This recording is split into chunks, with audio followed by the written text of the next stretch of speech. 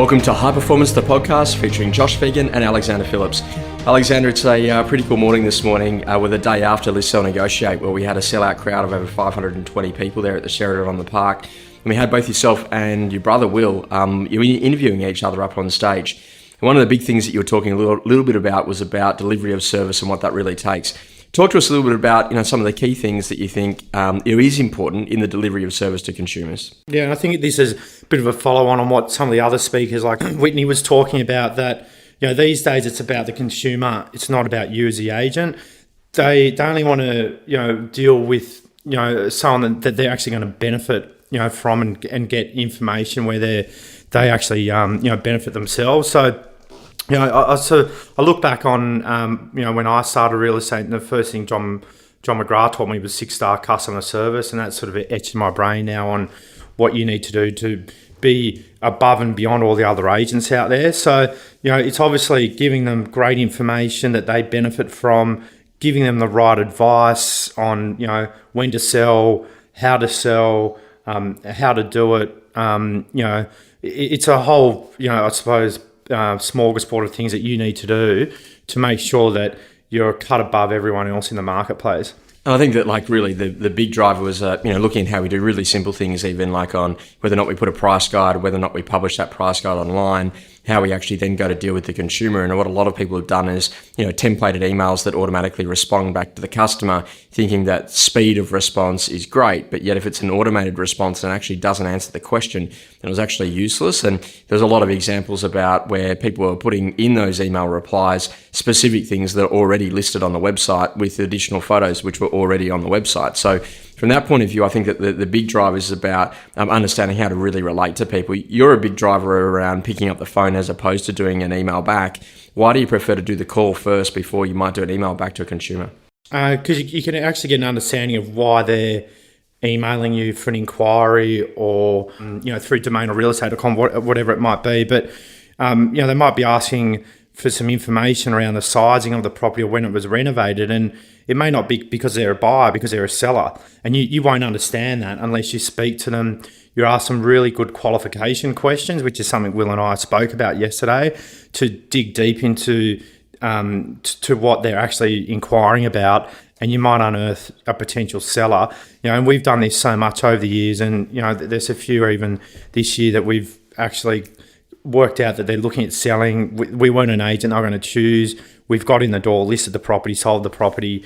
But if we're just like any other agent, just sending a reply back or taking 5 hours to reply back, we would have missed that opportunity. So it's been quick, responsive, because in the moment when they send you that email, they're thinking about it. 5 hours time or the next day, they're not. A lot of this was about assuming control, because in most agent conversations, the consumer's actually controlling the conversation. And when you feel that consumer coming in, so what's the price guide? How long has it been on the market? How many contracts have you got out?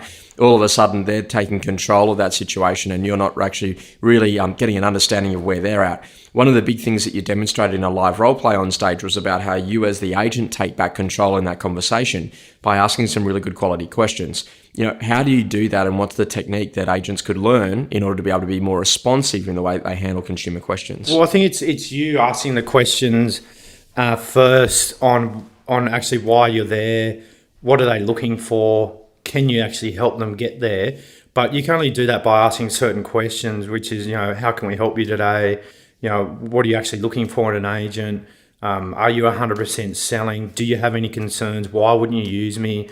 There's just certain questions where you're getting a really good understanding of any fears they've got, so you can overcome those fears and become a better agent by servicing what they want, not what you want. And that's, I suppose, what Shannon spoke about yesterday, is that you're just always wanting, you're talking about you're the best and why you should use me. And well, they don't really care about you're the best. It's, well, they want to benefit from using what they want.